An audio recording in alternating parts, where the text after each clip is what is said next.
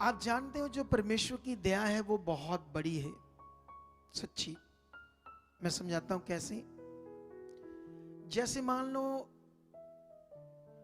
एक बच्चा है, नहीं सॉरी, मैं यूके में था, तो वहां पर एक मैं बहन को मिला, उसने कहा मेरे बेटे पर फोटो पर प्रार्थना करो। ये ना तो मेरी सुनता है और ना ही कभी चर्च आता है। ये इस पर एक केस है चोरी का, और ये नशा करता भी है और बेचता भी है। ये बड़ी गलत संगति में है। काले काले जो होते ना अफ्रीकन, वो इसके फ्रेंड्स हैं, इसे छोड़ते नहीं है, और ये बड़ी बुरी जिंदगी जी रहा है। अब जब वो पैदा हुआ था तब तो बुरा नहीं था ना, बोलो। जब वो बच्चा पैदा हुआ तब बुरा, लेकिन धीरे धीरे धीरे धीरे गलत संगति से वो बिगड़ गया। लेकिन वो माता पिता का बच्चा है, वो तो जानते ही है अच्छा पैदा हुआ, तो अच्छा पैदा हुआ तो इसलिए उनका बच्चा है, तो वो चाहेंगे कि इसका नाश हो, या दुख में जाए या रोग में जाए, तो वो नहीं चाहेंगे, है ना। तो इसी तरह सर्वशक्तिमान जो खुदा है वो जानता है कि जिस मनुष्य को मैंने बनाया वो अच्छा था, ये बिगड़ गया है। इसीलिए जो परमेश्वर है, लेकिन हम जो इंसान हैं हम अलग हैं। मैंने किसी से सुना, किसी के जीवन में बड़ा हालात था, तो किसी औरत ने कहा अच्छा ये बंदा ही बड़ा बुरा था, तो हालात तो आएगा। देखो, परमेश्वर का काम है न्याय करना। किसका काम है? हमारा काम न्याय करना नहीं है। अगर जिस बहन ने कहा कि ये अच्छा है ये बुरा था, इसको ये हालात आया, उसको भी आ जाना है, उस बहन को भी। क्यों? क्योंकि वो भी बुरा कर रही है। उसके साथ तो जो उसने किया उसके साथ हो गया, जो उसने बीज बोया उसका फल उसने काट लिया। तो तुम क्यों अब बुरा बुरा बीज बो रहे हो किसी के लिए? तो ये बड़ा विषय है। जब आप शरीर में होंगे तो आपको कुछ समझ नहीं आएगा सही क्या है, राइट क्या है। इसीलिए आप लोगों को क्या देना है? ध्यान देना है। क्योंकि जो सर्वशक्तिमान परमेश्वर है वो जानता है कि जिस मनुष्य को मैंने बनाया वो अच्छा था, वो उसने उसे खास रीति से बनाया। आमेन। आप जानते हो ना परमेश्वर ने कैसे उसे बनाया? बाइबल में लिखा, परमेश्वर ने उसको अपने स्वरूप और अपनी समानता में बनाया। आमेन। अगर हम दुनिया में अब मनुष्य को देखें तो क्या वो परमेश्वर का स्वरूप, उसकी समानता है? मनुष्य तो बिगड़ा हुआ है। मैं किसी पास्टर की एक टीचिंग सुन रहा था, वो ठीक है मेरे लेवल का पास्टर होगा वो भी, तो उसकी मैं जब टीचिंग सुन रहा था तो वो कह रहा था कि जब मनुष्यों ने, इंसान ने परमेश्वर की बात को नहीं माना, उसे नहीं समझा कि वो कौन है और उसकी आज्ञाओं पर नहीं चले, तो उसने भी उन्हें नीच कामनाओं में डाल दिया कि वो बुरी चीजें करें। ऐसे बोल रहे थे, परमेश्वर ने ऐसा कर दिया। मैं जब लोगों की टीचिंग सुनता हूं मैं बड़ा हैरान होता हूं, और फिर मैं शुक्र करता हूं कि परमेश्वर मैं दीन हूं, इसीलिए तूने मेरी बुद्धि खोल दी ताकि मैं लोगों को राइट कर सकूं। आमेन। जब हम दीन होंगे, नम्र होंगे, जब आपके अंदर घमंड नहीं होगा, तो परमेश्वर आप पर अच्छी बातों को प्रकट करेगा। सच्ची। घमंड किसी भी चीज का आ सकता है। अगर आप देखने में थोड़ा सा सुंदर हो तो आपके अंदर एक अजीब सा घमंड सा रहेगा, अपने चेहरे को देखकर, अपने आप को देखकर। ये होना चाहिए घमंड? बिल्कुल नहीं। कभी भी किसी चीज में भी हमारा घमंड नहीं होना चाहिए, क्योंकि हमारा अपना कुछ भी नहीं है।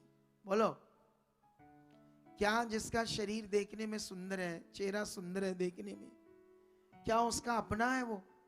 बोलो, कि उसको किसी ने दिया है बनाकर, किसी ने दिया है ना बनाकर, तो जिसने बनाया हमेशा दीन बनकर उसका क्या करना चाहिए, धन्यवाद करना चाहिए। लेकिन कभी कभी घमंड, अगर आप पढ़े लिखे तो आपको घमंड होगा, मैं एजुकेटेड हूं। जब आप लोगों को, अनपढ़ों को, आम लोगों को गलतियां करते, कुछ गड़बड़ जीवन, गलत गलत चीजें करते देखोगे, या वो क्या कहते हैं, उनके शब्द आगे पीछे होंगे बोलने में, तो जो बुद्धिमान पढ़ा लिखा उसको हंसी आएगी कि इनको देखो कुछ नहीं आता। तो ये भी क्या है, घमंड। क्या है?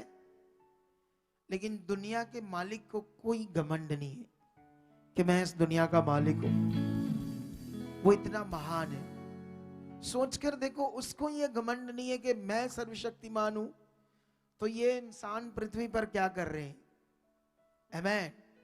और जब किसी को घमंड होता है ना, समझ लो बाइबल में तो लिखा, मनुष्य के नाश होने से पहले उसके अंदर घमंड उत्पन्न होता है, और महिमा पाने से पहले वो नम्र दीन बनता है। आमीन। ऊंचा बरकत ऊंची। मुझे लगता है आपको वचन समझ नहीं आया, समझना जरूरी है यहां पर, क्योंकि यहां पर वचन की समझ आई तो आपका काम हो गया। कितनों को बात समझ आ रही है? कभी कभी कुछ लोग मुझे कहते प्रेयर करो। मैं यूके में गया, बड़े लोगों ने कहा मुझे हमारे पर प्रेयर करो, तो मैंने कहा मैं कर दूंगा, लेकिन अभी इस प्रेयर से आपका हल नहीं होगा, क्योंकि आपको समझना पड़ेगा। अगर समझकर प्रेयर कराओगे तो प्रेयर भी काम करेगी। अगर आप ऐसे खाली प्रेयर कराओगे तो आपका भला नहीं होगा। तो इसीलिए आप लोगों को हर पॉइंट परमेश्वर का समझना यहां पर, क्योंकि जब तुम समझोगे तभी तो तुम्हारी जिंदगी में बेस्ट काम होंगे। बिना समझे लोग आते हैं, उठते हैं, जाते हैं, चले जाते हैं, खाली रहते हैं, वचन से भरते नहीं, आत्मा से भरते नहीं, परमेश्वर की इच्छा क्या उसको पकड़ते नहीं। आज मैंने कौन सा पॉइंट पकड़ा, आज कौन सा मेरे जीवन में गलत सिस्टम चल रहा था, और परमेश्वर की आत्मा ने आज मुझसे बात की, हाँ यहां मैं गलत, ये बात हटानी है, ये नहीं रखनी, ये गलत है। आज परमेश्वर ने मुझसे बात की। जब आप ऐसा करना शुरू करते हो, फिर समझ लो आप बहुत आगे जाना शुरू करते हो। मैं वो वचन आपके लिए रिपीट करता हूं जो मैं बात कर रहा था, थोड़ा सा रोमियो का वचन है। मैं यहां पर आपको क्यों ठीक करूंगा वचन से, क्योंकि ये मिनिस्ट्री का बड़ा काम है जो परमेश्वर मेरे पर जाहिर कर रहा बातों को, ताकि लोग अपने फेथ में, मन में, क्योंकि आप जानते हो जब आपको किसी के विषय में भी कुछ सही से पता नहीं है, जैसे मान लो कोई आपके पास कोई इलेक्ट्रॉनिक चीज है, वो चल नहीं रही, तो आपको नहीं पता है इसको खोलना कैसे है, क्या करना है। अब पंगा उसके साथ लोगे तो और बिगड़ जाएगी। बोलो क्या हो जाएगा? जब आपको नॉलेज ही नहीं है कि ये इलेक्ट्रॉनिक चीज जो है अब चल नहीं रही, तो उसको क्या गड़बड़ हुआ है, तो जब उसकी समझ नहीं तो और क्या कर सकते, आप उसको खराब कर सकते हो, नुकसान कर सकते हो। इसी तरह जब हम परमेश्वर के साथ चलते हैं तो हमारा सही से परमेश्वर के साथ चलना भी हमें क्या होना चाहिए, समझ। उसके वचनों की भी क्या होनी चाहिए, समझ। देखो ये समझ आपको देने के लिए मुझे बड़ी मेहनत करनी पड़ती है, लेकिन आप उतनी मेहनत किए हुए बगैर भी सही समझ सकते हो ना बैठकर। आमेन। ज्यादा तुम्हें भी इन वचनों को लेने के लिए तगड़ी मेहनत करनी पड़ेगी, तो तुम तगड़ी मेहनत ना करते हुए आसानी से परमेश्वर के वचन को राइट क्या कर सकते हो, समझ सकते हो, और अपने जीवन में क्या कर सकते हो, उसको पूरा कर सकते हो। और जैसे ये तुम करोगे तुम्हारी जिंदगियां अच्छी होंगी, बेस्ट होंगी, खास होंगी। यहां पर मैं ये वचन आपको समझाना चाहता हूं।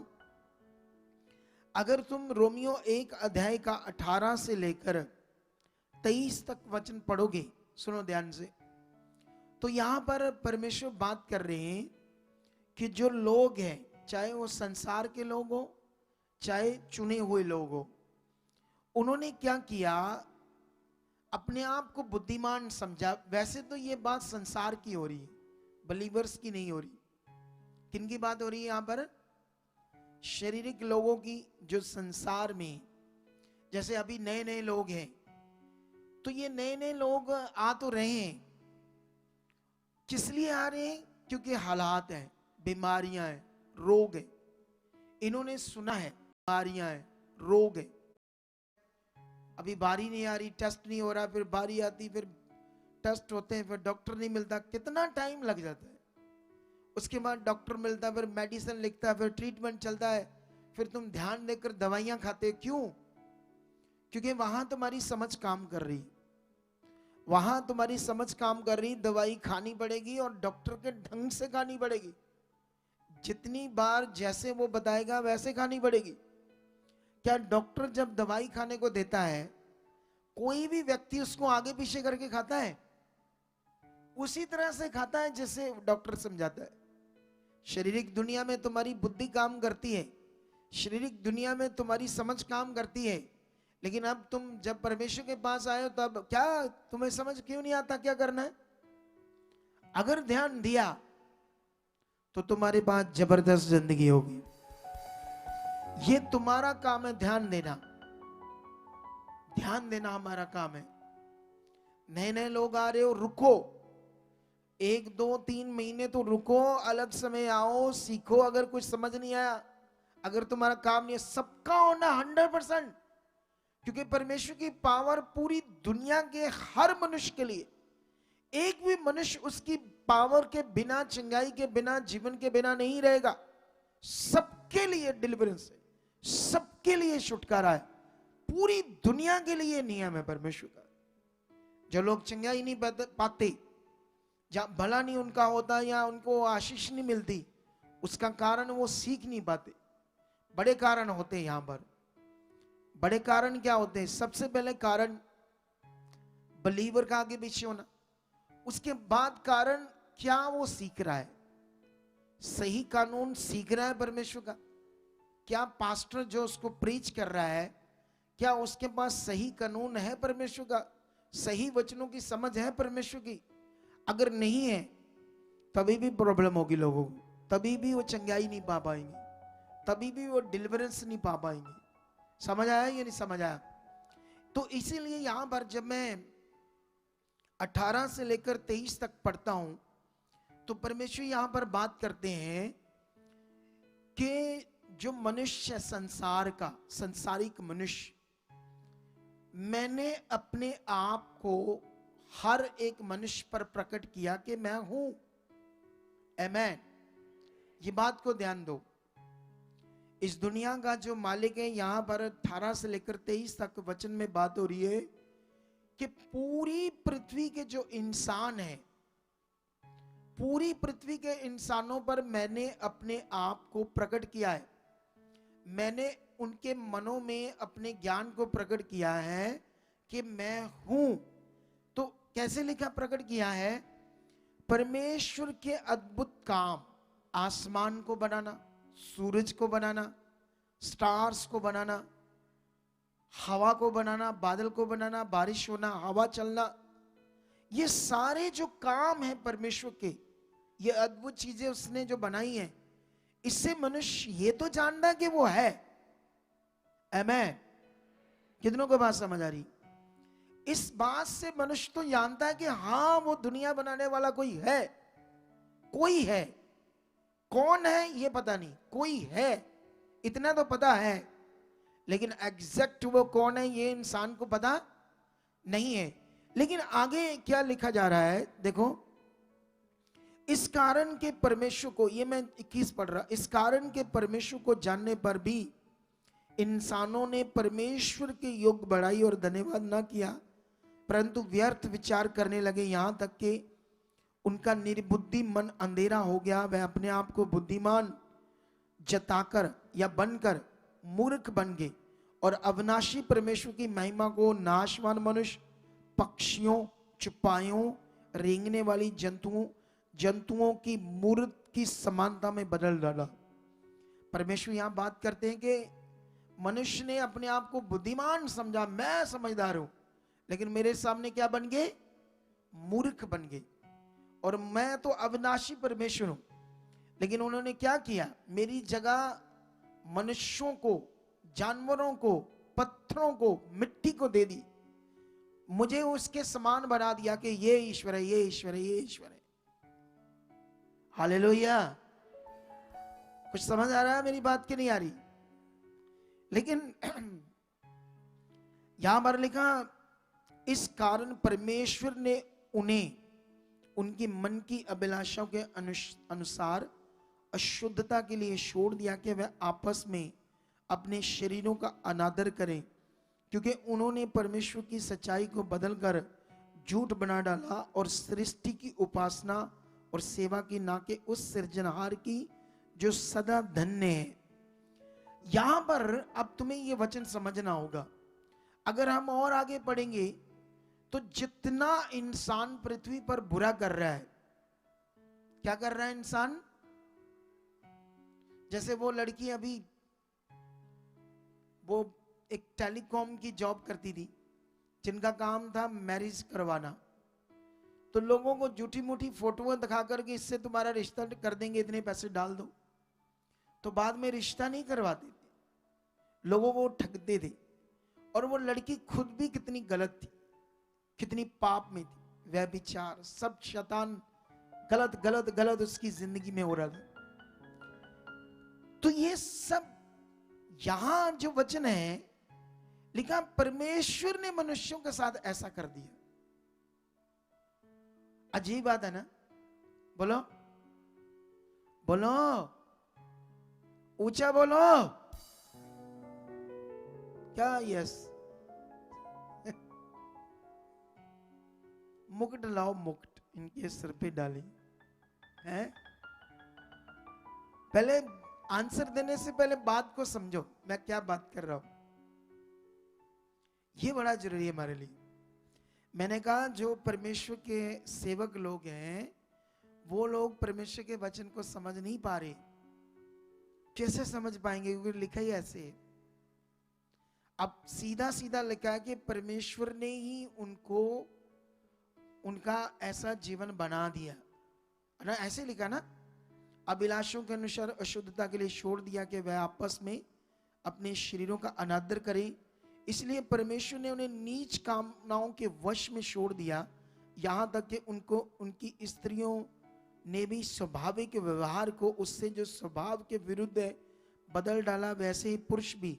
अगर देखें तो सब कुछ जो बुरा बुरा इंसान कर रहा है, ऐसे पढ़ने में समझ आ रही जैसे परमेश्वर ने उनको ऐसा बना दिया, ऐसा करो। नो, ये फिगरेटिवली लैंग्वेज है परमेश्वर के वचन की। क्यों परमेश्वर करेगा ऐसा? क्यों परमेश्वर कहेगा कि तुम पाप करो या बुरा करो? बोलो। क्या परमेश्वर ने शुरू से जब इंसान को बनाया तो क्या अपने स्वरूप पर, अपनी समानता में नहीं बनाया?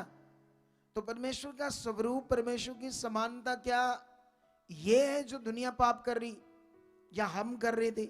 हम भी संसार से आए थे। अगर हम आज भी परमेश्वर के पास आने के बाद पाप कर रहे हैं, गलत कर रहे हैं, कुछ गंदा कर रहे हैं, तो कैसे हम कहेंगे हम परमेश्वर के? हम तो फिर संसारिक हुए ना। तो इसीलिए यहां पर जो वचन है ये समझना होगा, परमेश्वर ने इनके साथ कुछ बुरा नहीं किया, ना ही परमेश्वर चाहता ये बुरा करे। लेकिन हमें ऐसे समझ लग रही जैसे परमेश्वर ने छोड़ दिया उनके ऊपर कि जाओ करो जो करना करो, ऐसा समझ आता है। लेकिन इसीलिए हमें समझना होगा, परमेश्वर तो नहीं चाहता कोई नाश हो, परमेश्वर तो नहीं चाहता कोई मनुष्य पाप करे, बुरा करे, गलत करे। क्योंकि हम जानते हैं पाप, बुराई, गंदगी, गलत, चोरी, झूठ, गंदे काम, सब कुछ बुरा करना, गलत करना, ये शैतान की इच्छा है, परमेश्वर की इच्छा नहीं है। अगर एक बलीवर भी ऐसी चीज करता है तो वो शैतान की इच्छा पूरी करता है। और बहुत सारे बलीवर करते भी हैं, झूठ भी बोलते हैं, धोखा भी देते हैं, गलत भी करते हैं, गलत चीजें भी करते हैं, सब कुछ बुरा बुरा करते हैं। तो जब वो बुरा करते हैं तो फिर हालात में तो आएंगे, बीमारियां तो आएंगी, रोग तो आएंगे, परेशानियां में तो होंगे, दुख फिर आएंगे, मुश्किल आएगी। क्योंकि दुख बीमारियां आपने खुद अपने ऊपर लेने के लिए वो सब चीजें की हैं पूरी, जिससे आप शराबित हो जाओ, जिससे आपकी जिंदगी में प्रॉब्लम आए।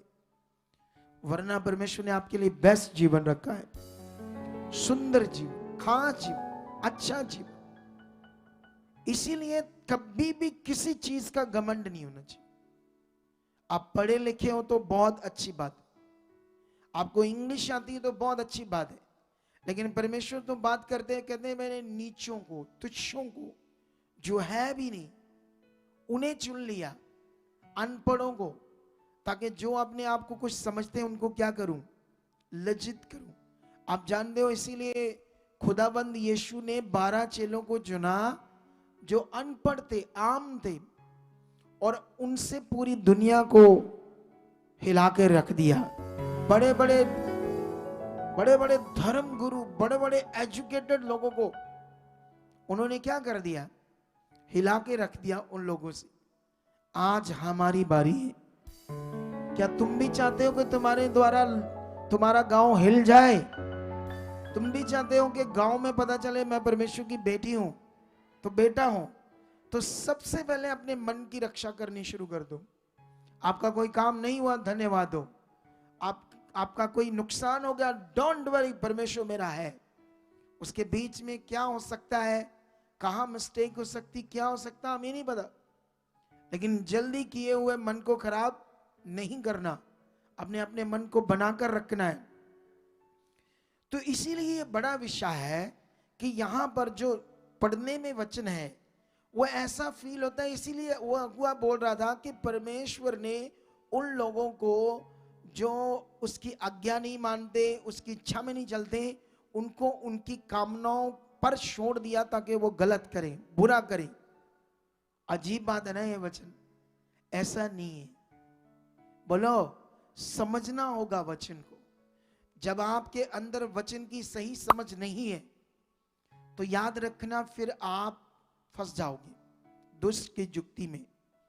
अभी मैं यूके में था, तो यूके में मैं क्या कर रहा था, लोगों को राइट कर रहा था, लेकिन वो यीशु में होते हुए भी शरीर में, आत्मा में नहीं, रीति रिवाजों में, मटीरियलिस्ट चीजों पर इतना ज्यादा वो विश्वास कर रहे हैं, मटीरियलिस्ट चीजों पर, कि उतना खुदा पर नहीं कर रहे जितना मटीरियलिस्ट चीजों पर कर रहे। तो मैं लोगों को राइट कर रहा था, लेकिन बहुत सारे लोग राइट होना नहीं चाहते। उनको राइट चीज क्या आती है, गलत समझ आती है, क्योंकि शरीर में है ना। थोड़ा सा पानी ला लो, इधर ध्यान दो आप लोग। आज सब कुछ तैयार है आपके लिए। क्या आपके लिए तैयार है या नहीं? आप जानते हैं यीशु मसीह जब क्रॉस पर चढ़े तो उन्होंने एक शब्द यूज किया जब वो अपना प्राण छोड़ने वाले थे, इलोए इलोए लमा सबक्तानी। ठीक है, यूज किया था ना। ये बाइबल में ऐसे लिखा है, और बाइबल में लिखा है जिसका अर्थ है, हे मेरे परमेश्वर, हे मेरे परमेश्वर, तूने मुझे क्यों छोड़ दिया। अब इस वचन का सही अनुवाद हमारे सेवकों के पास नहीं है, और जिससे इस वचन को गलत प्रचार करके गलत लोग विश्वास करते इस वचन पर, क्योंकि हमारा विश्वास सही होना चाहिए। क्योंकि हमारा अगर विश्वास गलत है, जैसे अभी दुनिया में बाबाओं ने क्या किया है, जनता का, परमेश्वर की प्रजा का विश्वास क्या कर दिया, खराब कर दिया। अभी हाँ, मैं ना एवेंजलिज्म करता था 2000, ये बात है 14 की, 2014 की बात है, 14 के लगभग, जब मैं भी एवेंजलिज्म करता था। एवेंजलिज्म करता था तो काफी सारा हमारे द्वारा काम हो रहा था परमेश्वर का। हम रैया में एक घर में गए, वो घर सुनहरे लोगों का था और वो प्रभु में आगे थे, दुखी, बड़ी परेशानी।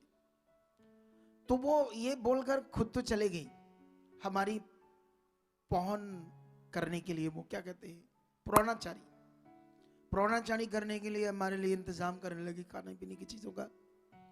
तो मैंने उस बहन से पूछा कि बताओ क्या प्रॉब्लम है आपकी। तो वो कहती नहीं सब ठीक है, इट्स ओके। तो मैंने कहा ठीक है। फिर मैं इधर होकर बैठ गया चुप करके। 5-7 मिनट बैठी रही, फिर कहती हाँ मैं आपको कुछ बताना चाहती हूँ। तो मैंने कहा बताओ।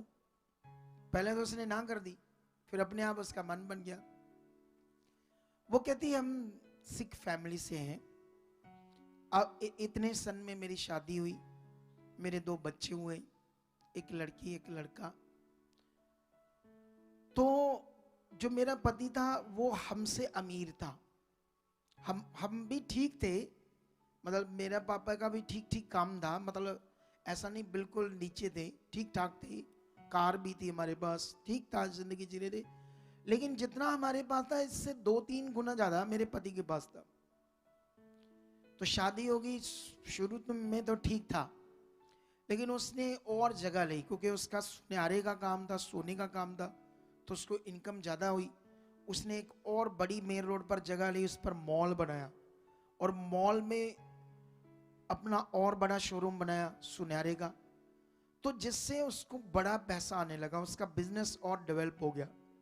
उसको एक दिन में उसने बताया कि 1 लाख तक, 1.5 लाख तक वो कमा लेता था। सोचो, एक दिन में। कभी 5 स्टार होटल से ऑर्डर करना खाना आना। तो धीरे धीरे उस पैसे से वो बिगड़ता गया। इस कहती मेरे से शुरू में बड़ा अच्छा था, धीरे धीरे वो मैं फील कर रही थी कि ये पहले जैसा नहीं, मेरे साथ कम हो रहा, करते करते पूरा कम हो गया। और उसने एक बड़ी सुंदर लड़की से शादी कर ली, मतलब बाहर रखेल रख ली, क्योंकि पैसे वाला हो गया। कहती अब मेरे साथ उसका कोई रिश्ता नहीं, मुझे मारता है, कूटता है डंडों से, मेरे कमरे में उसके कमरे में जाने की भी मुझे इजाजत नहीं। अब मेरी जिंदगी नौकरानियों जैसी है, कोई पति का जो प्रेम होता है, रिश्ता खत्म है मेरी जिंदगी। तो रोने लगी। फिर रोती रोती कहती मैंने इसके लिए मेरा धर्म जो है, बड़ी पाठ पूजा की, अपने धर्म की पूरी पाठ पूजा की कि मेरा पति बदल जाए। कहती मैं सारी रात पाठ पूजा करती थी, इतनी ज्यादा मैंने भक्ति की कि मेरा पति बदल जाए। और ये मैंने पता नहीं कितने साल, लगातार 5 साल किया। कहती मेरा पति नहीं बदला। फिर मैं 3 बार सुसाइड करने गई ट्रेन के आगे। उनके घर के पास ट्रेन थी, ट्रेन की लाइन थी, जैसे ट्रेन निकलती है। लेकिन कहती जैसे मैं जाती थी मरने, मुझे याद आता था कि पीछे मेरे 2 बच्चे हैं, उनका क्या होगा। उसके बाद वो कहने लगी, फिर मैं चुप रहती थी, सूख रही थी, मैं खाना कभी खाती थी नहीं खाती थी, परेशान थी, पीड़ा में थी। कहती एक बार हमारे कुछ रिश्तेदार और उनके बीच मेरी एक फ्रेंड थी, वो हमारे पास आए। वो राधा स्वामी डेरे के पास जुड़े हुए थे, तो वो मुझे वहां ले गए, चल हमारे साथ घूमने, तुम्हें वहां बड़ा अच्छा खाना खुना होता है, घूम वहां फिर आकर लाते हैं। पहले तो मैं मार नहीं रही थी। फिर उसके बाद वो कहती कि हम वहां चले गए, ठीक है। उसके बाद वो कहती है कि वहां पर संगति थी, तो मुझे वो जबरदस्ती संगति मिलेगी उनकी। कहती जब मैं बैठ गई, मुझे कुछ अच्छा फील हो रहा था, अच्छा फील हुआ। तो कहती फिर मैं अगली बार खुद उनको कहा मुझे लेकर जाओ, फिर मुझे और अच्छा फील हुआ। फिर करते करते वो संगतियां मैं लेते लेते उनके साथ, वो जो डेरा है, उनकी शिक्षा, उनका जो भी धार्मिकता है, उसके साथ बढ़ने लगी। और बढ़ते बढ़ते एक दिन मुझे समझ आया, कहती कि जो कुछ कर्मों में लिखा है, किस्मत में लिखा, वो होना है, तो रोना क्यों? क्यों अपनी जिंदगी को दुख देना? कहती ये समझ आया। उसके बाद उसने कहा, मैंने डिसीजन लिया कि मैं इनकी भक्त बनूंगी, पक्की नाम शब्द लूंगी। मेरी बारी आई नाम शब्द लेने की। कहती जिस दिन नाम शब्द होने थे तो ऐसे एक हॉल था, तो उसमें काफी सारे एजुकेटेड, क्योंकि वो भी पढ़ी लिखी थी, उसने इंग्लिश में एमए की थी, वो लड़की, मतलब वो बहन, अब एजुकेटेड थी। तो कहती जब बाबा जी आते हैं तो वो नाम शब्द देने से पहले कहते हैं कि जो मैं नाम शब्द तुम्हें दूंगा, ये जो नाम शब्द है वो अगर तो तुम इसलिए लेना चाहते हो कि तुम्हारी ये बीमारी चल जाएगी, सिर्फ रूह को बचाने के लिए, जो कर्मों में लिखा वो होना है। कुछ इंस्ट्रक्शन दी उसने कि ये खाना पीना, ये चीजें, नॉन वेज नहीं खाना, ये नहीं करना, वो नहीं करना, ऐसी कई तरह की इंस्ट्रक्शन भी दी। कहती फिर मैंने वो नाम शब्द ले लिए। कहती अब मैं वो नाम जपती हूँ। अब मेरा पति मेरे साथ नहीं है, क्योंकि मुझे पता है वो मेरे कर्म है, मेरी किस्मत है। अब मुझे अपना रूप बचाना है। तो अब ठीक है, कभी कभी याद आता, दुख तो होता है मुझे, लेकिन अब मैं सर्टिफाई हूं उस शिक्षा से। तो मैंने सोचा अच्छा ऐसा है। तो मैंने उससे कहा, बहन मेरी बात सुन, अगर मैं तुम्हें इस बाइबल से कुछ समझाऊं तो विश्वास करेगी, या तेरे बाबा जी ने समझाया कि इस पर भी विश्वास नहीं करना? कहती कर लूंगी, क्योंकि हमारे बाबा जी भी कभी कभी बाइबल में से कुछ बातें बताते हैं हमें। तो मैंने कहा चला फिर मैं तुम्हें कुछ समझाता हूं इससे। जब मैं बैठा तो मैंने कहा, मैंने एक वचन पढ़ाया उसे, यिर्मयाह 29:11। और इससे पहले मैंने उससे कहा, सुनो ध्यान से, इससे पहले मैंने उसे कहा कि एक उदाहरण दी। मैंने कहा मान लो तेरे जो मम्मी पापा है, तेरे ऊपर कोई हालात है और सिर्फ वो तेरा हालात वही दूर कर सकते हैं और कोई नहीं। तो तू उनके घर में गई, तो उन्होंने कहा हमने तेरी शादी कर दी है, अब हम तेरी कोई हेल्प नहीं करेंगे, कुछ नहीं तेरे लिए करेंगे, वो दरवाजा खुला, चली जा बाहर, हमारा तेरे साथ कोई रिश्ता नहीं है ऐसा। तो मैंने कहा तुम्हें कैसे लगेगा जबकि वो तेरा हालात दूर कर सकते हैं? उसने कहा मुझे तो बड़ा बुरा लगेगा, मैं तो हर्ट हो जाऊंगी कि जब वो मेरी मदद कर सकते थे, मैं तकलीफ में तो क्यों नहीं किया। तो मैंने कहा तुम्हें वचन पढ़ाते हैं आज इसमें, ठीक है? तो मैंने ये वाला वचन उससे पढ़ाया सबसे पहले, यिर्मयाह 29:11, जो तुम्हें भी पढ़ाता हूं, ठीक है? तुम्हें आज सीखना होगा सही बातों को, तभी तुम आगे बढ़ पाओगे। हालेलुया। तुम्हें समझना होगा परमेश्वर को, उसके मन को। यहां पर जब हम 29:11 पढ़ते हैं तो ऐसे लिखा, क्योंकि यहोवा की ये वाणी है, जो कल्पनाएं मैं तुम्हारे विषय में करता हूं उन्हें मैं जानता हूं, वह हानि की नहीं वरन कुशल की ही है, और अंत में तुम्हारी आशा पूरी करूंगा। आमीन। मैंने उसे समझाया इस वचन के बारे में कि देख, जिसने दुनिया रची है, जो तेरा असल में तेरा मालिक है, जिसने तुम्हें पृथ्वी पर पैदा किया है, वो क्या कह रहा है और दुनिया क्या कह रही? दुनिया के पास, बाबाओं के पास कोई पावर नहीं, कोई शक्ति नहीं, कोई विकल्प नहीं है कि वो लोगों को छुड़ा सके हालात से। तो इसीलिए लोगों को उन्होंने कर्म कांड के चक्कर में बांध दिया कि जो कर्मों में लिखा किस्मत में वो होना है। समझ आ रहा है या नहीं आ रहा आप लोगों को? आ रहा है। तो मैंने ये वचन पढ़ाकर उसे कहा, देख, जिसने तुम्हें पैदा किया है, जो एक्चुअली तेरा परमेश्वर है, दुनिया का मालिक है, वो ये। और वो कहता है कि मैं जो इंसानों के लिए सोचता हूं कभी बुरा नहीं सोचता। मैं हमेशा उनके लिए अपने अंदर अच्छा सोचता हूं, कुशल का, उनकी खुशहाली का सोचता हूं, और मैं उनकी आशा भी क्या करूंगा, पूरी करूंगा। आशा का दाता कौन है? आज तुम लोग आशा रख कर आए हो ना यहां पर, तो आपकी आशा को पूरा कौन करेगा? परमेश्वर करेगा। तो मैंने उससे जब समझाया ये वचन, उसके बाद मैंने तुम्हें उसको और 1-2 वचन पढ़ाए। उनमें से मैंने वो यशाया 41 का 10 भी पढ़ाया, जिसमें लिखा, परमेश्वर ने कहा मत डर क्योंकि मैं तेरा परमेश्वर हूं। क्या कहा परमेश्वर ने? मत डर, मैं तेरा परमेश्वर हूं, मैं तेरी हेल्प करूंगा, तेरी सहायता करूंगा, तुझे दृढ़ करूंगा, तुम्हें मजबूत करूंगा, और तुम्हें अपने दाहिने हाथ से संभाल कर भी रखूंगा। फिर मैंने 1-2 वचन और उससे पढ़ाए। मैंने कहा देख, जिसने तुम्हें कहा मैं कुछ नहीं कर सकता तेरे लिए, वो मनुष्य है, लेकिन जिसने दुनिया रची वो तेरी हेल्प करने के लिए क्या है? तैयार है। समझ आई या नहीं आई? जानते, जब मैंने उसे समझाया तो वो ऐसे करने लगी, रोने लगी ऐसे करके, मैं बाबा जी को नहीं छोड़ सकती। तो मैंने कहा ठीक है, तेरी मर्जी, परमेश्वर को तो तूने छोड़ा ही है। क्या किया तूने? आप बात समझ रहे हो कि नहीं समझ रहे हो? परमेश्वर को तो ऑलरेडी तूने छोड़ा ही है, उससे तो तू दूर है, इसीलिए तू कौन से ज्ञान में फंसी है और अपनी दुख की जिंदगी जी रही।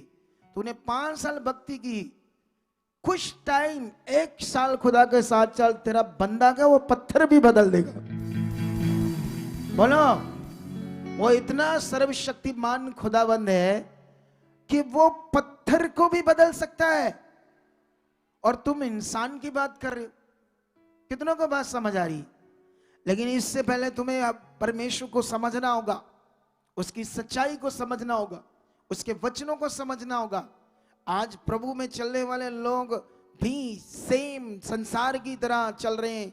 वो परीक्षाएं आनी है यीशु में, वो परमेश्वर ने कहा अपनी स्लीब उठाओ, मेरे पीछे चलो, क्योंकि इसका मतलब होता है दुख आने हैं, रोग आने हैं, बीमारियां आनी है, कोई भी हालात आते हैं। लोगों को पास्टर जी कहते हैं तुम्हारी परीक्षा हो रही। वो कौन सी परीक्षा हो रही भाई? क्या होती है परीक्षा? Not understand Bible. कितनों को समझ आ रही मेरी बात?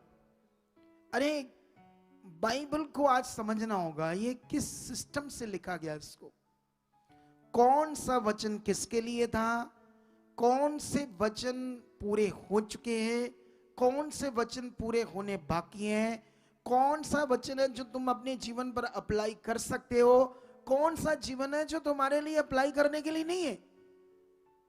ये सारी बातें बड़ा ध्यानपूर्वक है ये विषय। अगर ये ध्यानपूर्वक विषय नहीं है तो जानते, उसके बाद वो बहन ना श्वास करने लगी, चलने लगी, और खुदा ने उसके पति को बदल दिया। सोच कर देखो, सोच कर देखो खुदा की पावर को। अब वो इतने सालों पुरानी बात है। बाद में मैं जो एवेंजलिज्म करता था, एवेंजलिज्म, और जिस मिनिस्ट्री के साथ था, वो तो मैं उससे हट गया, आगे पीछे हो गया, तो कभी मिले नहीं। लेकिन याद रखना, वो जिंदा खुदा है, वो सामर्थ्य। थोड़े दिन के पहले की बात है, हमारी जलालाबाद ब्रांच में एक बहन के पास हमारे उस बच्चे को लेकर जाते हैं, जो मैंने वहां अपॉइंट किया है, ठीक है। तो वो 2-3 घर थे जहां जाते हैं हमारी टीम का मेंबर, तो वो मुझे सारी रिपोर्ट देते हैं। वो कहते हैं एक बहन है जो यीशु मसीह में 5 साल चली। क्यों 5 साल चली यीशु में? उसका पति गैम्बलिंग करता था, जुआ खेलता था, नशा करता था। तो उस बहन को यीशु में चलते चलते उसके पित्त में पत्थरी आ गई, और जब पित्त में पत्थरी आ गई तो जब उसको दर्द होती थी वो पत्थरी की, तो वो तड़पती थी। सामने, उसके सामने, उस बंदे के सामने ऐसे लेटे मारती थी, तड़पती थी। क्या होता है, वो पास खड़ा पानी तक भी नहीं पूछता जब वो तड़प रही होती थी। और कभी उसको वो पूछा नहीं चल तुझे मेडिसिन ले दूं। यीशु में आई इसीलिए थे कि मेरा पति बदले। पता नहीं कितनी चर्चेस में गई, कितना तेल पानी कपड़ा इधर उधर से जाकर अनॉइंटिंग के नाम पर लेकर आई, जैसे जैसे बताया वैसे वैसे यूज किया, करते करते फिर यीशु को छोड़ दिया उसने। 2-3 घर थे वहां, सारों ने छोड़ दिया। क्यों छोड़ दिया? कहते जो कहा था यीशु में ये होगा, हमने सारा कुछ तो कर लिया, हुआ तो है नहीं, तो मन खराब होगा, तो यीशु को छोड़ दिया। फिर हमने क्या किया, जो हमारी टीचिंग है, हम सबसे पहले लोगों का बेस चेक करते हैं। क्या करते हैं? इन्होंने यीशु मसीह में क्या सीखा, क्या समझ थी, क्या इनका मन है, क्या इनका रिश्ता है, क्या इनका विश्वास है, बेस चेक किया। फिर मुझे कॉल आती लड़के की, फिर मैंने कुछ पॉइंट उसने किए, कुछ मैंने समझाई, ठीक है, या जो मैं सिखाता हूं वही उसने बताया उनको। उसके बाद वो संगति में आती है, ऑनलाइन वहां एलईडी से मीटिंग होती, वो देखी उसने। उसके बाद दूसरी बार आती है, तीसरी बार उसका बंदा नशा करना छोड़ देता है, जुआ खेलना बंद कर देता है और उससे प्यार करने लग जाता है और उसके साथ चर्च भी आने लग जाता है। कुछ समझ आ रही कि नहीं आ रही आपको? यीशु में पहले, अब यीशु में फर्क क्या है? फर्क वहां अंडरस्टैंडिंग का है, फर्क वहां सही विश्वास का है, फर्क सही परमेश्वर के साथ चलने का है। यही आज क्रिश्चियनिटी को, परमेश्वर के लोगों को जरूरत है।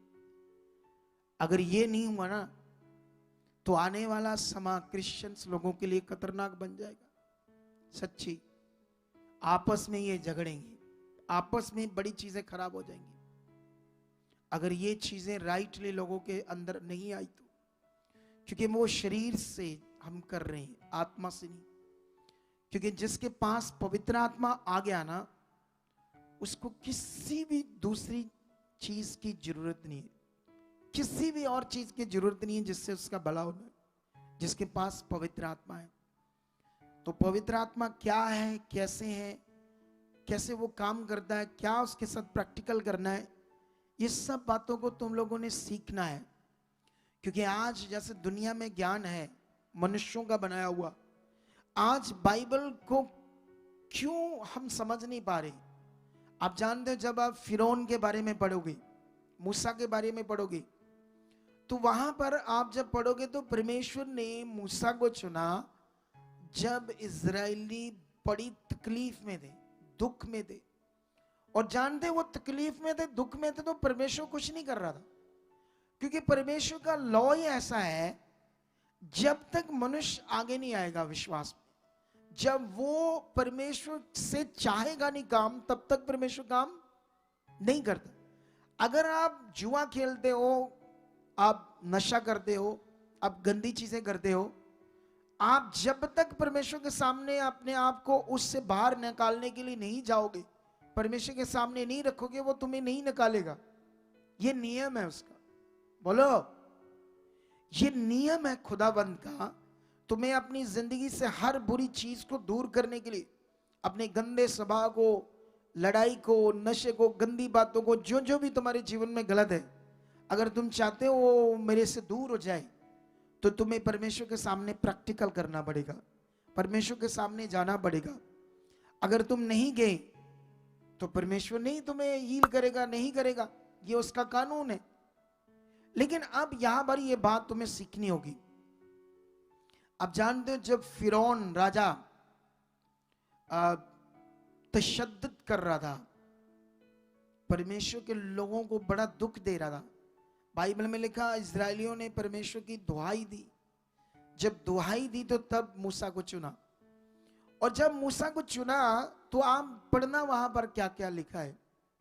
जब 10 विपत्तियां आती है मिस्र के ऊपर, तो वो सारा सीन पढ़कर देखना आप, क्योंकि मैंने तो कई बार पढ़ा है, क्योंकि मैं तो बाइबल टीचर हूं, प्रभु का दास हूं, तो मुझे तो कंटिन्यू इसके वचनों में ही रहना है और तुम्हें उन वचनों का सही एक्सप्लेन देना है, उसकी सच्चाई समझानी है, ताकि तुम विश्वास में अच्छे से चलो।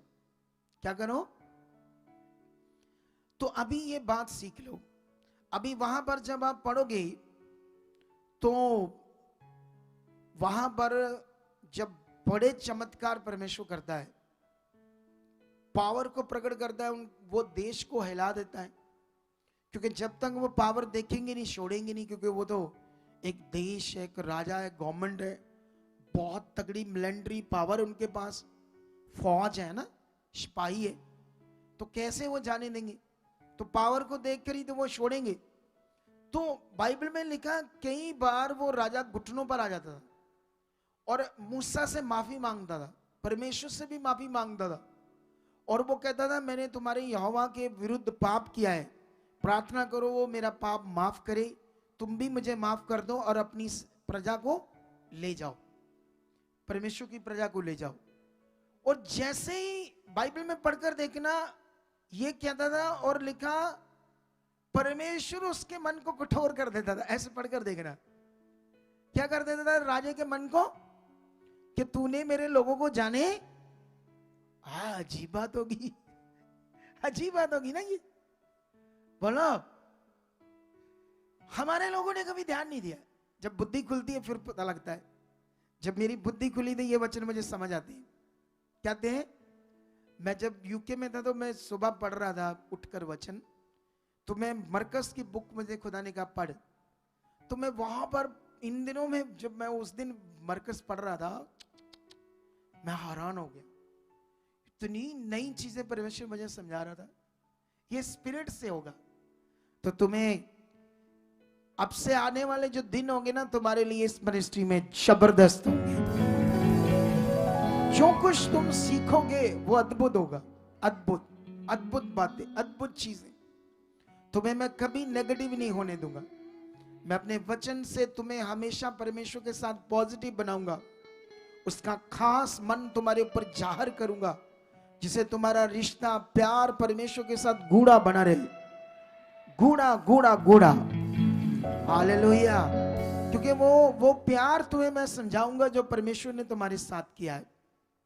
तो यहां पर अब अजीब बात है कि बाइबल में कितनी 2-3 बार लिखा, कि कितनी बार 3-4-5 बार लिखा कि जैसे वो फिरौन कहता था ले जाओ अपने परमेश्वर के लोगों को, प्रजा को, तो परमेश्वर उसका मन क्या कर देता था। ऐसे नहीं तुम्हें लगता जैसे परमेश्वर गेम्स ही खेल रहा है? अरे जब वो माफी मांग रहा है, घुटने टेक रहा है, तो फिर क्यों उसका मन कठोर कर रहे हो परमेश्वर जी? क्यों ऐसा कर रहे हो? अब किसी को समझाओ तो हमारे लोगों ने मानना ही नहीं। उन्होंने कहा ऐसा करते ना।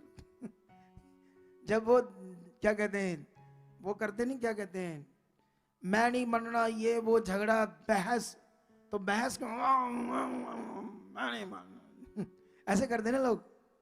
इसको कहते हैं बहस।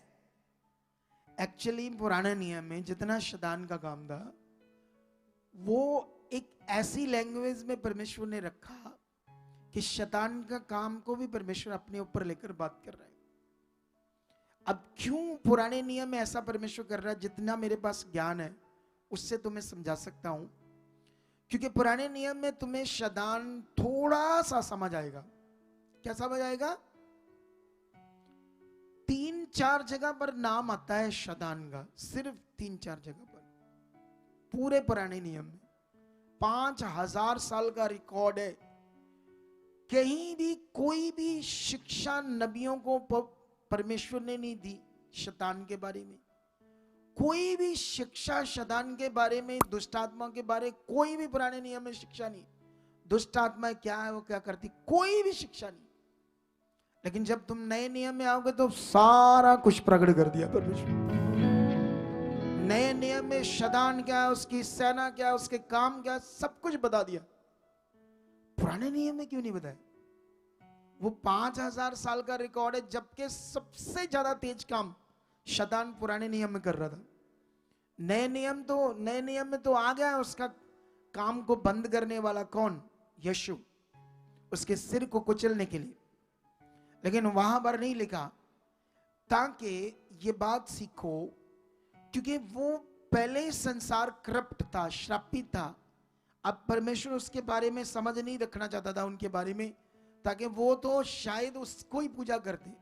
याद रखना, ये एक नियम था परमेश्वर का, उसके बारे में ना बताने का, ताकि उनका भला हो। कितनों को बात समझ आ रही? इसीलिए दुनिया को भी नहीं पता, इसीलिए दुनिया भी क्या कर रही है, जो दुनिया का मालिक क्या है वो तो पता नहीं उनको, लेकिन जिसको भी समझती है उसके बारे में ये ज्ञान है कि जो कुछ करता है वही करता है, बुरा भी करता है, गलत भी करता है। अब सोचने वाली बात है, जब बलात्कार करता है कोई छोटी सी बच्ची से, तो फिर परमेश्वर ही करवाता है ना दुनिया के हिसाब से। तो ये मूर्खताई का ज्ञान है आगे पीछे, जिससे लोगों को कुछ समझ नहीं। तो इसीलिए हमें अपने फेथ को, बाइबल को, वचनों को, हमारे अंदर कभी भी फेथ गलत नहीं चाहिए, मन गलत नहीं चाहिए, सही समझ चाहिए, सही फेथ चाहिए, सही रिश्ता चाहिए, सही प्रार्थना चाहिए। कितनों को बात समझ आ रही? जब हमारी प्रार्थना सही होगी, हमारे शब्द अंगीकार के सही होंगे, हमारा विश्वास सही होगा, ये तब होगा जब आप परमेश्वर को अच्छे से समझोगे। आप जानते हो यीशु मसीह ने कहा, इलोए इलोए लमा सबक्तानी, हे मेरे परमेश्वर, हे मेरे परमेश्वर, तूने मुझे क्यों छोड़ दिया। अब हमारे लोग कहते हैं कि जब परमेश्वर ने उसके ऊपर सारा पाप लद दिया, इसको हिंदी में क्या कहते हैं, रख दिया, रख दिया या उसके ऊपर डाल दिए सारे पाप, सारे संसार के। तो पाप के कारण परमेश्वर ने कुछ समय यीशु से मुंह क्या कर लिया, अलग कर लिया। इसीलिए यीशु मसीह ने कहा, है मेरे परमेश्वर, तूने मुझे क्यों छोड़ दिया। लेकिन ये इसका सही एक्सप्लेन नहीं, बोलो, हमें समझना होगा वचनों को। जब हमारे पास सही परमेश्वर के साथ विश्वास मन है, तो हम फिर काम भी पूरे देखेंगे परमेश्वर के। हालेलुया। तो अभी यहां पर इलोए इलोया लमा सबक्तानी की जो ट्रांसलेशन है वो गलत हुई है। इसके लिए यीशु मसीह के बाकी स्टेटमेंट को भी तुम्हें चेक करना होगा। यीशु मसीह अपने और परमेश्वर के बीच में जो रिश्ता, उसके बारे में उसने जो बताया है, उसको इस वचन से मैच करना होगा हमें। क्योंकि हम कभी भी एक वचन को सीधा अपने ऊपर अप्लाई नहीं कर सकते जब तक हम दूसरे वचनों को भी साथ में मिलकर समझ ना लें। तो यीशु मसीह ने तो ऐसे भी कहा ना, पिता मेरे बीच और मैं पिता के बीच में हूं। वो मेरे अंदर है, मैं उसके अंदर हूं। वो मुझ में है, मैं उसमें हूं। कितनों को बात समझ आ रही? एक वचन है यीशु का 16:32 यूहन्ना, वहां पर यीशु ने कहा अपने चेलों को, वो समय आएगा जब तुम सब मुझे क्या कर दोगे, छोड़ दोगे, लेकिन मेरा पिता मुझे अकेला नहीं छोड़ेगा। तुम सब मुझे छोड़ दोगे लेकिन वो मुझे, तो आप कैसे कह सकते हो वहां पर कि परमेश्वर ने मुझे छोड़ दिया? कैसे कहेगा यीशु, हे मेरे परमेश्वर, तूने मुझे छोड़ दिया? एक्चुअली वो वचन की जो ट्रांसलेशन है वो गलत होगी। ये ट्रांसलेशन का विषय बाइबल में बहुत जगह अंडरस्टैंड करने वाला है। जानते हैं यीशु मसीह ने कौन से शब्द यूज किए थे? ऐसे कहा था यीशु ने, हे मेरे परमेश्वर, तूने मुझे इसी उद्देश्य के लिए रखा था, आज वो उद्देश्य पूरा हुआ। यीशु मसीह की वो वर्डिंग थी, आज सब कुछ क्या हुआ, पूरा हुआ। जो काम तूने मुझे दिया, जो उद्देश्य से तूने मुझे रखा था, वो उद्देश्य क्या हुआ है, पूरा हुआ है। अब इस वचन से हमारा विश्वास क्या बन गया, सही बन गया। इस वचन से हमारा रिश्ता भी क्या बन गया। कई लोग कहते लो यीशु ने छड़ देता है परमेश्वर ने आपा गया, हद हो गया कुछ भी बोल रहे हैं, कुछ भी बोल रहे हैं हम लोग, कुछ भी गलत विश्वास कर रहे हैं। इसलिए हमारा विश्वास सही होना क्या है, बड़ा जरूरी है। हमें वचनों की समझ होनी भी क्या है, जरूरी है। उसने कहा मैं तुम्हें कभी नहीं छोड़ूंगा, उसने तुम्हें कहा मैं तुम्हें अनाथ नहीं छोड़ूंगा। मैं जगत के अंत तक तुम्हारे साथ रहूंगा। यीशु मसीह ने कहा तुम्हें संभालूंगा, तुम्हारी सहायता करूंगा। अगर ये वचन तुम्हारे अंदर काम कर रहे हैं, मैं उसकी संतान हूं, अब उसने मुझे चुना है, मैं अब परमेश्वर की बेटी हूं, बेटा हूं, हालात कैसा भी क्यों ना हो, डरो मत, तुम बाहर आ जाओगे हालात से और बरकत पाओगे, तुम आगे जाओगे, आशीष पाओगे। कितनों को बात समझ आ रही है आज? तो इसीलिए हमारा वचन का अंडरस्टैंड करना भी क्या है, सही से बड़ा जरूरी है। और आप लोग, यीशु मसीह ने जब सब कुछ पूरा कर दिया है तो वो सारे संसार के लिए, तुम यहां आए तुम्हारे लिए भी, तुम्हारी कैसा भी रोग क्यों नहीं, कैसी भी बीमारी क्यों नहीं है। आज मैं गवाही रिकॉर्ड करूंगा जबरदस्त, और सुबह अपलोड करूंगा 8 बजे। तुम्हें वो गवाही रिकॉर्ड करके क्यों डालना है, तुम्हें मुझे दिखाना है उसकी जीवित पावर को, कि वो मौत जो आनी है लोगों को, मर जाना है 100%, डॉक्टर भी उसे बचा नहीं पा रहे। हमने प्रेयर की और साथ में गाइड किया, ये 2 बातें, अकेली प्रेयर नहीं, साथ में सही गाइडेंस। जब उन्हें सही क्योंकि वो भी आगे पीछे थे, यीशु में कभी थोड़ा बहुत चले थे, फिर आगे पीछे थे क्योंकि समझ नहीं आया। अब सोचो, उसको परमेश्वर ने मौत से निकाल दिया है। आज मैं रिकॉर्ड करूंगा, सुबह तुम्हें वो गवाही दूंगा 8 बजे। उससे तुम्हारा विश्वास बढ़ेगा, तुम्हारा रिश्ता बढ़ेगा, तुम्हारा मन और स्ट्रांग होगा खुदा के साथ, कि वो जीवित खुदा कितना बड़ा है, वो कितना शक्तिशाली है, वो कितना सामर्थ्य है, वो कितना महान है। आप जानते हो, जब आप शरीर में होंगे कभी भी परमेश्वर के साथ कुछ सही नहीं करोगे आप। शरीर तो समझ लो हमारे लिए मौत है, मौत, और प्रभु ने भी कहा है वो मौत है। शारीरिक मनसा क्या है, मौत है। इसमें बड़ी सारी बातें, इसमें याद रखो, मटीरियलिस्ट चीजों पर भी फेथ करना सेम, शरीर पर शरीर ही है, वो भी शरीर में हम। जब तुम्हारे पास पवित्र आत्मा है, तुम्हें किसी चीज की जरूरत नहीं, आत्मा के द्वारा सब कुछ होना है। बाइबल में लिखा, ना बल से, ना बुद्धि से, ना शक्ति से इंसान की, सब कुछ किससे होगा, आत्मा के द्वारा, पवित्र आत्मा के द्वारा। जब तुम्हारे पास आत्मा है, पवित्र आत्मा है, तो तुम जबरदस्त बरकत पाओगे, तुम जबरदस्त आगे बढ़ जाओगे। आप जानते हो पवित्र आत्मा का दान क्यों है हमारे लिए? वो इसलिए है, वो खुदा जो तुम्हारी मौत को अपने ऊपर लेता है जीवन देने के लिए, वो तुम्हें कोई हालात नहीं देता, ना ही तुम्हारे लिए कोई उसकी ओर से हालात है। हालात आते हैं शैतान से, संसार से, हमारे आगे पीछे रहने से, अच्छे से परमेश्वर के साथ रिश्ता ना होने से, अच्छे से समझ ना होने से। परमेश्वर के साथ अच्छे से समझ ना होना, ये बड़ा खराब विषय है, ये बड़ा जरूरी है हमारे लिए। आमीन।